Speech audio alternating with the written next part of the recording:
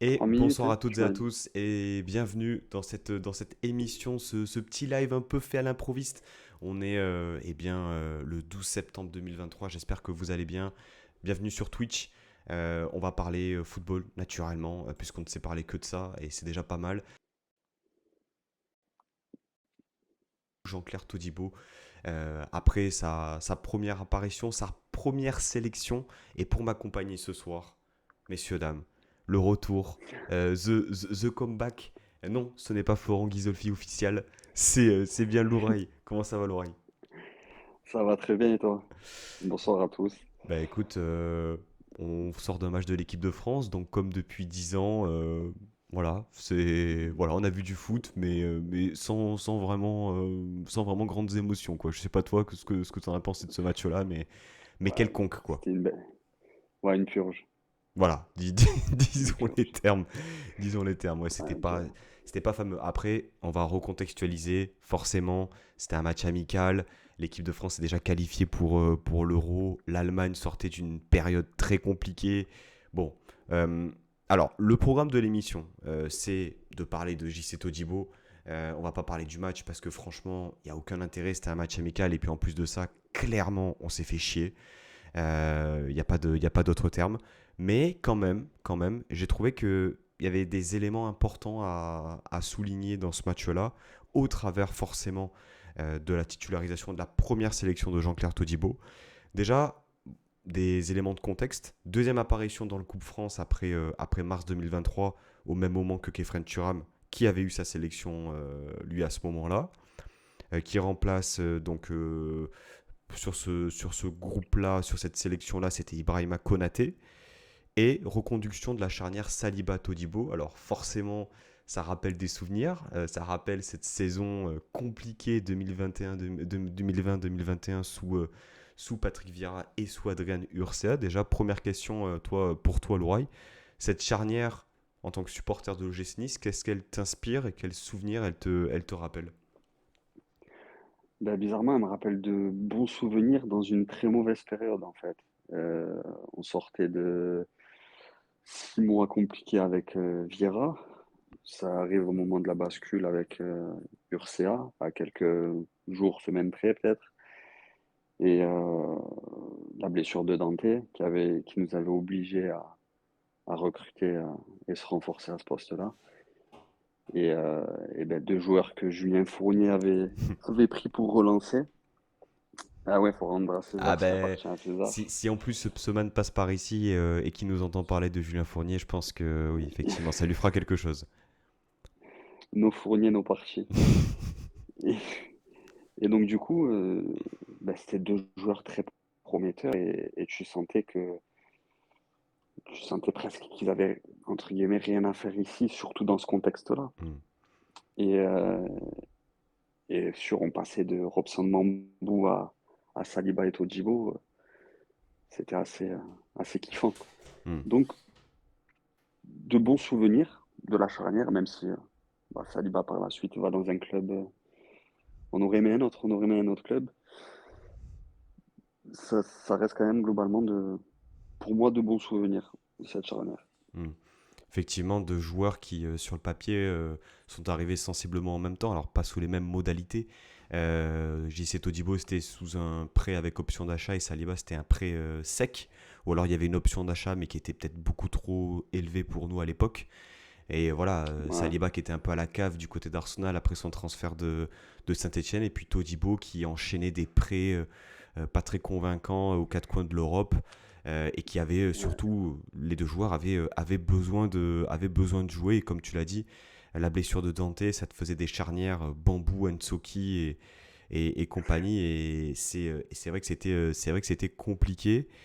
Tu as parlé de Julien Fournier et c'est vrai aussi qu'il faut le rappeler, malgré ce qu'on peut penser de Julien Fournier, malgré son départ, malgré les circonstances effectivement de l'été dernier, eh bien c'est quand même la touche Julien Fournier qui fait que 3 ans plus tard et leur passage dans notre club, on voit ces deux joueurs titulaires en équipe de France et ce n'est pas anodin pour paraphraser un ancien dirigeant de l'Olympique lyonnais. On va tout doucement découler sur le match et la performance de ce soir. J'aurais aimé que son match se termine à la 86e. Vraiment. Ouais, C'est putain, terrible. c'est chier. C'est terrible parce que, bon, tu me diras ce que t'en penses, mais sa performance, elle est correcte. C'est pas Ouais. sensationnel. Tu sens qu'il a peut-être pris moins de risques qu'il en prend des fois, surtout sur les derniers matchs avec l'OGC Nice, dans la relance, dans les prises d'initiative individuelles. Et puis, il y a cette relance ratée, tout simplement, qui part sur une transition très rapide à un moment du match où tu te dis ça bascule, ça peut rapidement basculer soit sur une égalisation, soit sur un but allemand. Mais là, bon, il-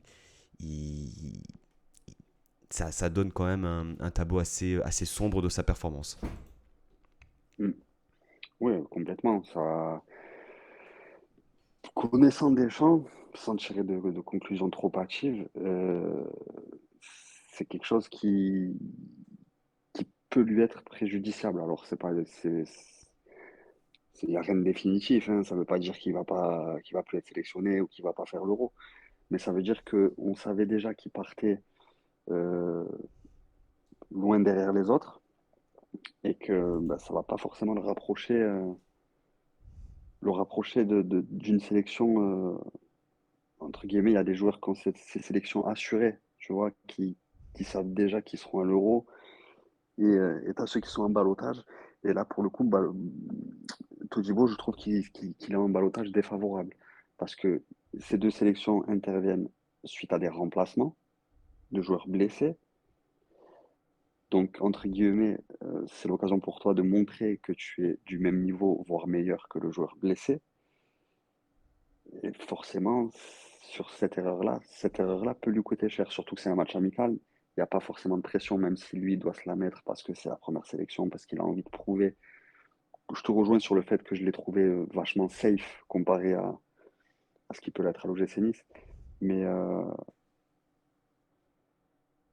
j'aurais aimé qu'il soit peut-être un petit peu plus libéré, parce que c'est un joueur qui excelle quand il est libéré. Hmm. Après, l'idée, c'est pas non plus de lui trouver des circonstances atténuantes, c'est de prendre aussi un contexte. On l'a dit, charnière avec Saliba et aussi son autre compère de défense sur sa droite, c'était Benjamin Pavard. Benjamin Pavard, chacun est libre d'avoir son avis sur le joueur. Moi, à titre personnel, et je pense que toi aussi, Laura, on n'est pas fan du joueur, pas fan du profil, mais surtout, et ça a été précisé par TF1, c'était un joueur qui n'était pas en condition. Voilà, avec son transfert à l'Inter, oui, c'est à l'Inter qu'il a signé, hein. Euh, il n'avait pas les cannes pour tenir et ça s'est senti.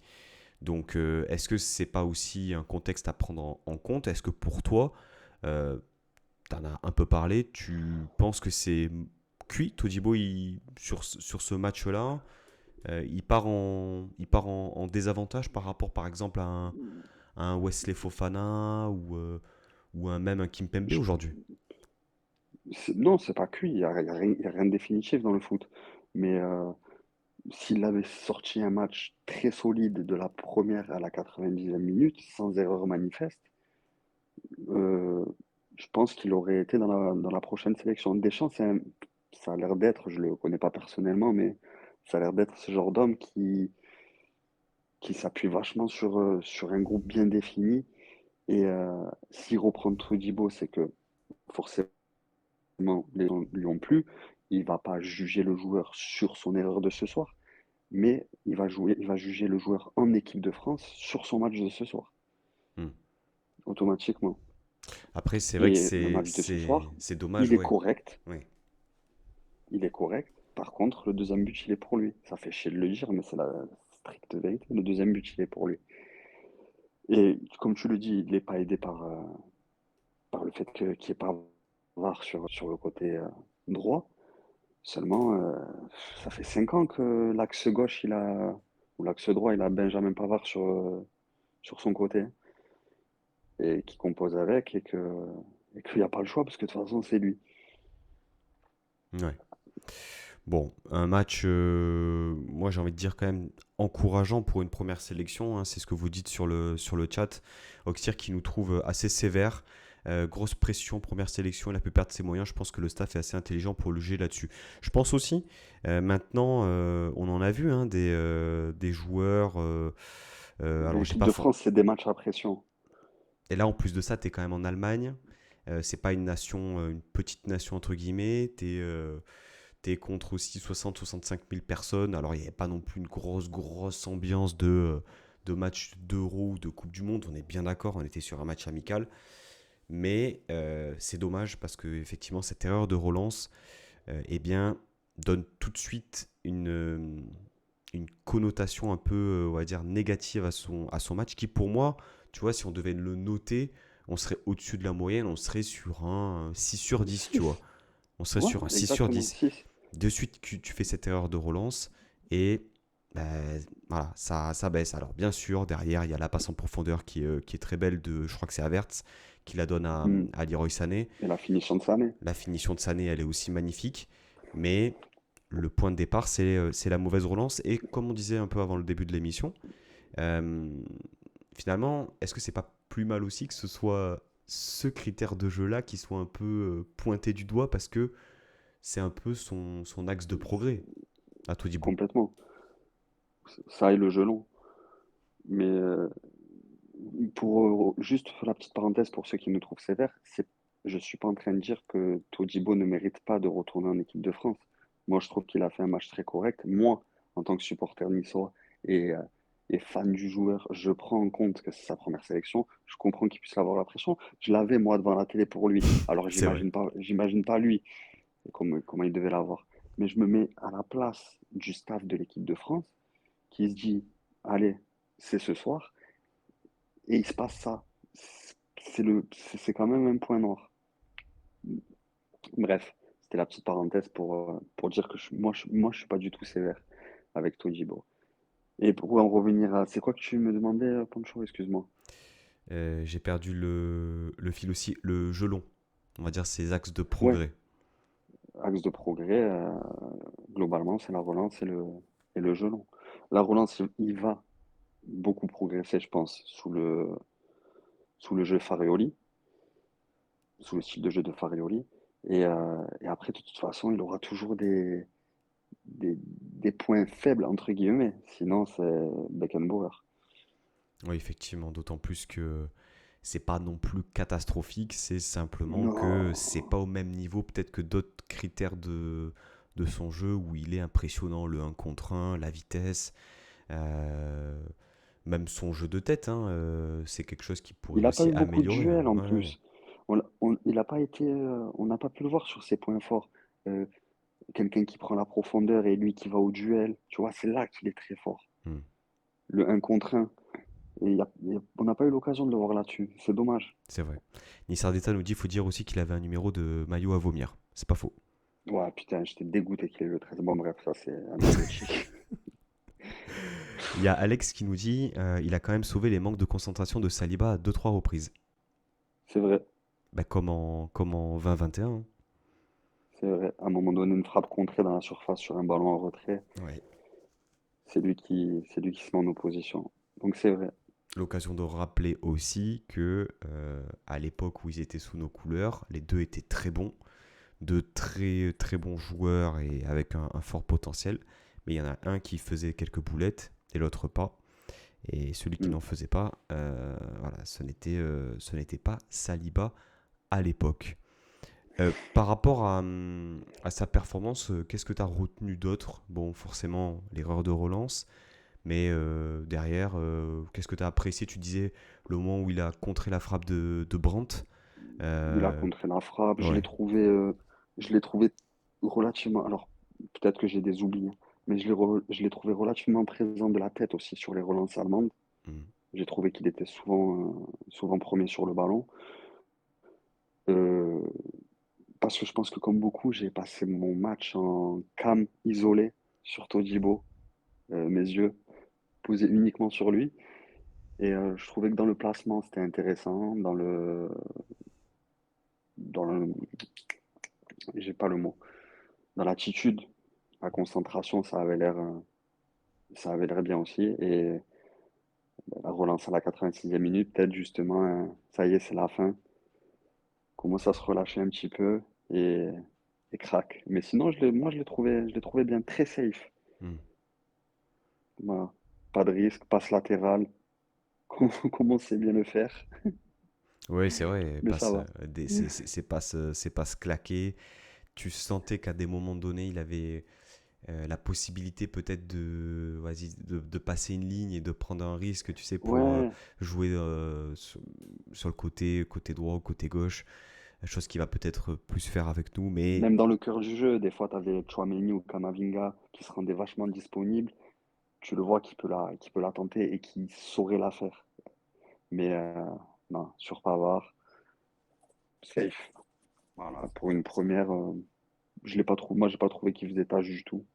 hmm, J'aurais aimé, donc il y avait ce côté rassurant pour lui, pour l'équipe de France, pour nous tous presque, d'avoir Saliba à côté parce qu'ils se connaissent, ils ont déjà joué ensemble. Mais j'aurais aimé qu'il soit à côté d'un Lucas Hernandez ou d'un Upamecano, quelqu'un peut-être de plus aguerri en équipe de France. Ça l'aurait peut-être. mais c'est vrai que tu précises quand même quelque chose d'important, c'est que la charnière contre l'Irlande, c'était Upamecano, Hernandez, Lucas, qui sont, on va dire, deux joueurs qui ont plus d'expérience, surtout Lucas Hernandez. Alors, un poste qui est différent, mais c'est le poste qui peut jouer aussi. Et je pense très sincèrement que ce sera ce poste-là où il va être beaucoup plus important pour l'équipe de France, surtout quand tu as un Théo Hernandez latéral gauche. Mm. Maintenant, effectivement, c'est quand même une charnière qui a peu d'expérience.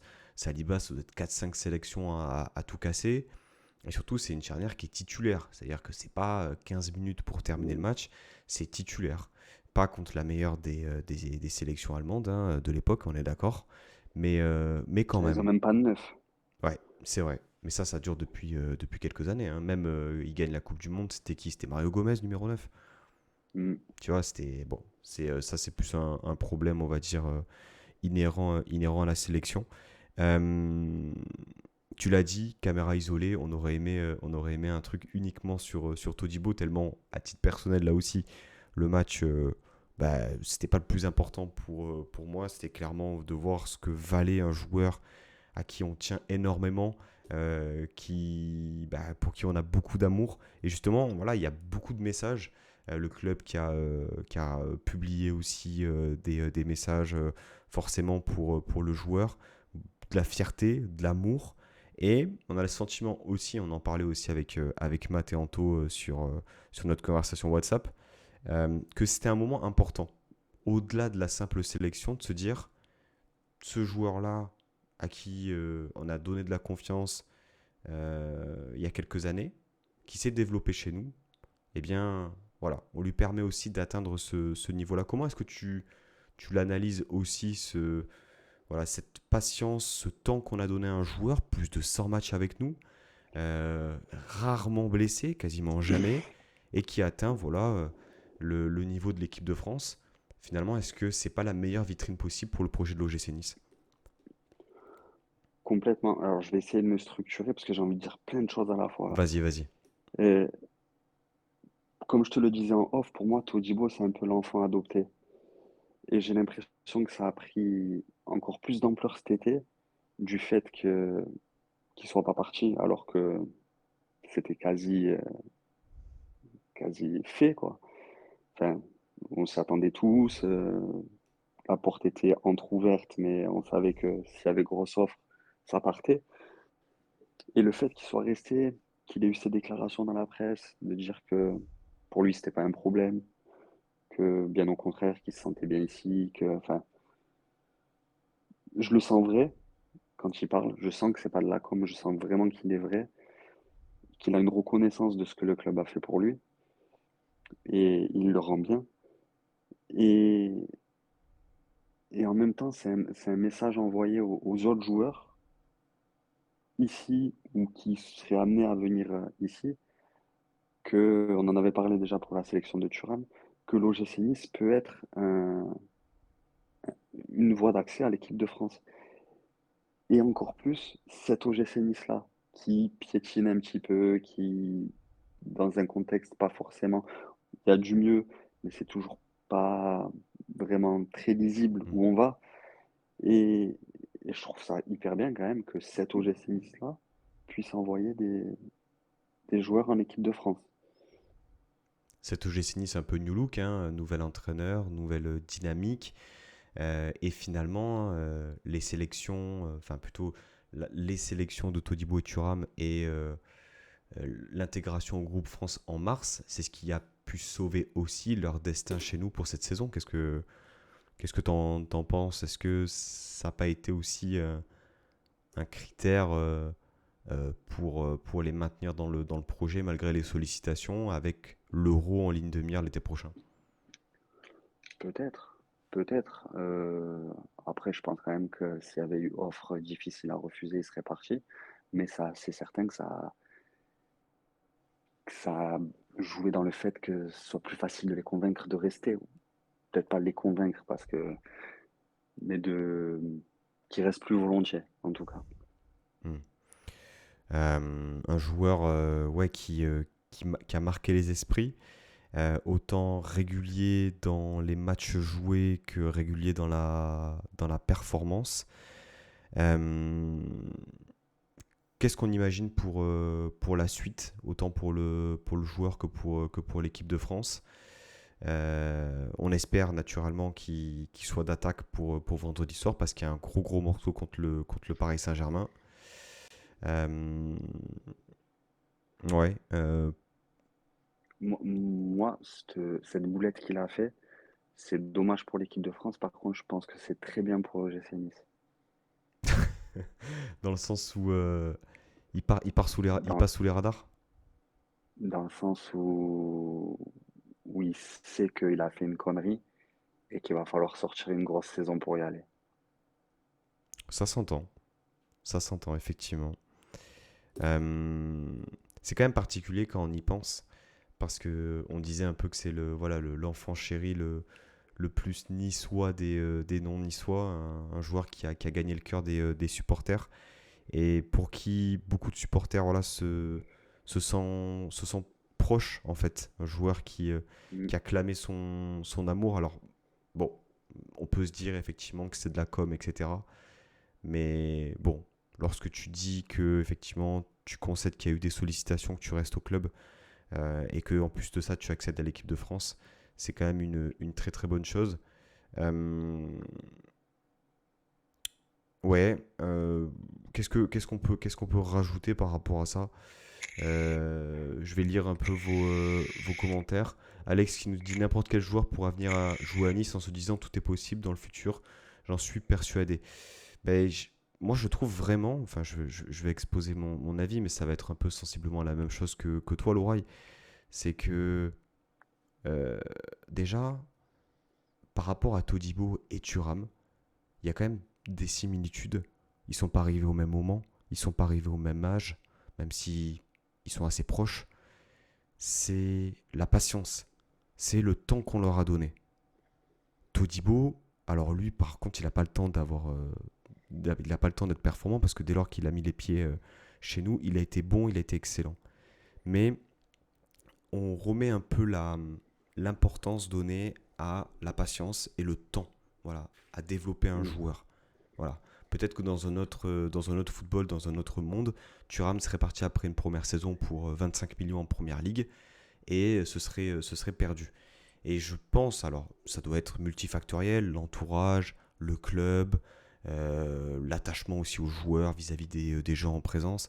Mais il y a un cocktail, je trouve, très très positif autour de ces deux joueurs-là. J'englobe aussi Thuram par rapport à ça, de se dire, ben voilà, dès lors que je n'ai pas, on va dire, bouclé la boucle avec mon club qui m'a donné de la confiance, pour qui j'ai signé mon premier contrat pro pour Thuram, eh bien, voilà, je ne partirai pas. Et c'est très très positif pour le club que de voir un JC Todibo titulaire en équipe de France. On ne se rend pas compte, je pense, enfin moi j'ai l'impression qu'on sous-estime un peu le fait en disant par exemple oui mais il ne faudrait pas qu'il se pète avant Paris, avant Monaco, alors très bien. Euh, Mais profitons aussi de l'instant présent, comme chaque victoire qu'on aura cette saison, en se disant, bah, on a envie de kiffer aussi, quoi. Et, et c'est un peu voilà, beaucoup de fierté, et en même temps, tout ce qui n'a pas été fait sous Ineos, à savoir de la patience, de la cohérence, de la stabilité, eh bien Thuram et Todibo, c'est un peu l'extrême opposé. Je sais pas ce que t'en penses, Louraï, par rapport à ça. Ouais, bah après, je vais pas trop basculer dans le projet Ineos parce que ça fait longtemps que je me suis pas exprimé dessus et il y en aurait des tonnes à dire. Mais ouais, ça fait partie du peu de choses qu'ils ont fait de bien. Ouais, et puis, ouais, on va dire que ça va à l'encontre un peu des décisions prises l'été Après, dernier. je trouve, je trouve qu'on a laissé beaucoup de temps à plein de joueurs à qui on n'aurait pas dû et au moins on en a eu deux. Enfin, Todibo a été performant d'entrée, mais Thuram, pour le coup, on a bien fait d'insister. Et dans les contextes aussi où tu as eu des changements d'entraîneur, des changements de philosophie, Mm. des changements de joueurs, des changements de discours. Enfin, c'est aussi Changement de une projet. changement de projet. Euh, effectivement, effectivement, c'était pas forcément évident par rapport à ça. Je regarde un peu ma feuille. Euh, Est-ce que toi, tu vois JC sélectionner l'été prochain? Je veux, mais je pense pas. Aïe. Non, je pense pas. Je pense qu'il y a dans la tête de Deschamps, il y a du monde devant et, on fera pas de Coupe d'Europe. Donc, ce sera une année de plus expérience Ligue 1.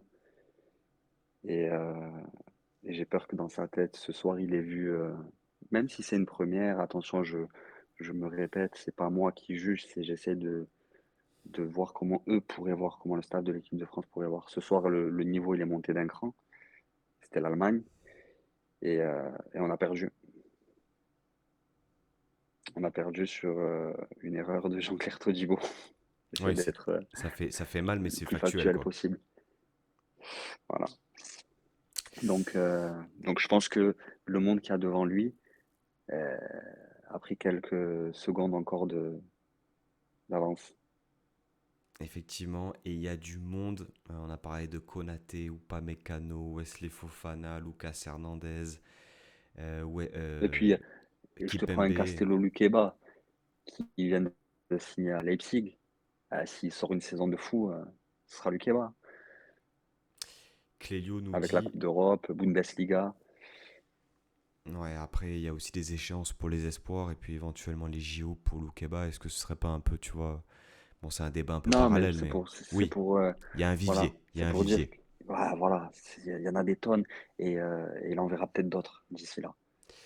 Clélio nous dit JC a besoin d'un club d'une autre dimension pour accumuler de l'expérience et espérer plus en équipe de France. C'est vrai qu'on a longtemps Je suis parlé, d'accord. on a longtemps parlé du manque d'expérience européenne, de Coupe d'Europe.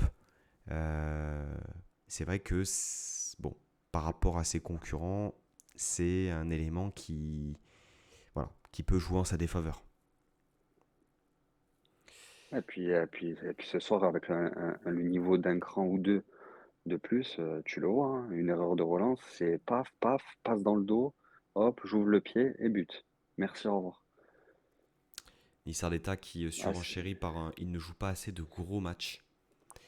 C'est vrai. ouais, bah, ça Je fait partie pense, ouais, c'est le cas, même si à chaque fois qu'il a joué des gros matchs, il a été performant, tu vois. C'est ça qui. Ouais, gros match en Ligue 1. Gros match en Ligue 1. On n'a jamais vu Todibo sur un gros match hors Paris. Parce qu'après, Marseille, Monaco, il a le niveau. Mais comme plein de défenseurs de Ligue 1 font des gros matchs contre ces équipes-là, tu vois.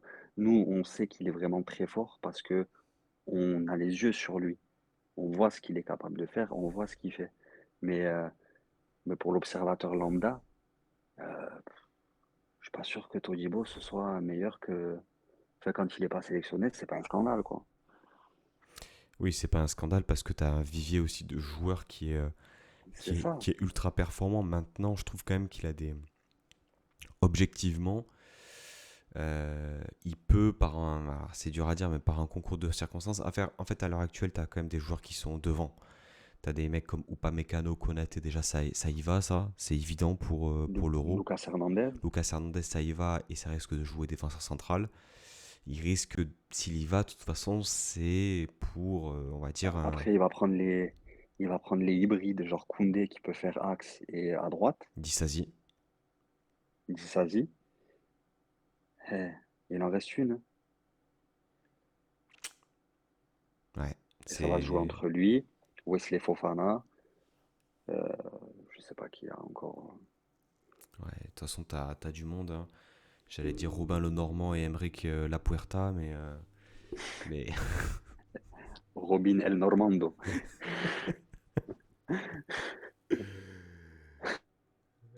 Flo Non, qui mais nous ça va être dit. compliqué, hein. Flo Je suis qui. lucide.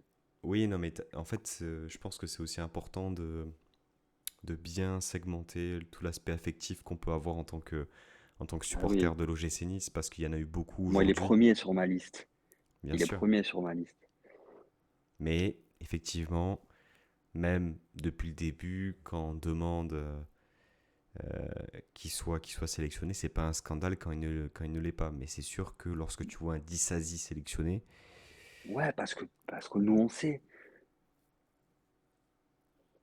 Nous, on sait. Après, les choix du staff, ils ont peut-être de bonnes raisons de prendre Disasi, hein. Mais on aimerait bien les connaître. Alex, c'était une blague, hein, Robin Lenormand et Aymeric Laporte, hein. Alex, c'était une vanne.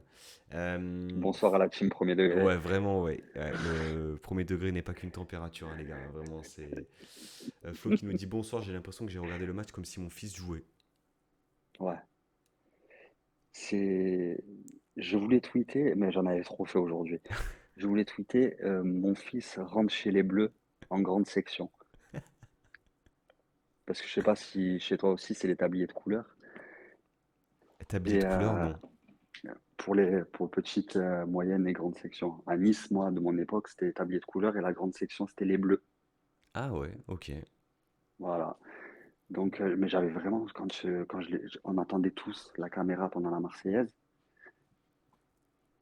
la caméra sur lui, à regarder ses premiers pas, comme si on l'avait laissé partir dans la cour, qu'on l'avait déposé le matin et qu'on l'avait laissé partir dans la cour et qu'il jouait avec ses copains. Ouais, tu sais, t'as ton petit déchirement quand tu pars parce que tu sais que Ouais. t'as pas le choix, mais en même temps, bah, tu y vas parce que t'as la journée de boulot qui t'attend, quoi. Moi, c'est vrai que j'ai vraiment eu Et les sensations, tu sais, quand il touchait le ballon, j'avais, tu sais, vraiment la boule au ventre, comme si Nice jouait. Enfin, c'est quelque pas de chose conneries, de. pas de conneries, pas de conneries, JC, pas de conneries. Ouais, vraiment, vraiment, nous fout pas la honte parce que tout le monde va nous descendre et va se faire un plaisir de nous descendre, quoi. Ah ouais. Mais tu vois, pour comparer, bon, Thuram, c'était que quelques minutes, on peut pas réellement. C'était pas pareil. Mais tu vois, Ben Arfa, par exemple, quand il fait son match c'était à Wembley, je crois, Ouais. contre l'Angleterre, bon, dans des circonstances particulières, euh, c'était pas pareil aussi, tu vois.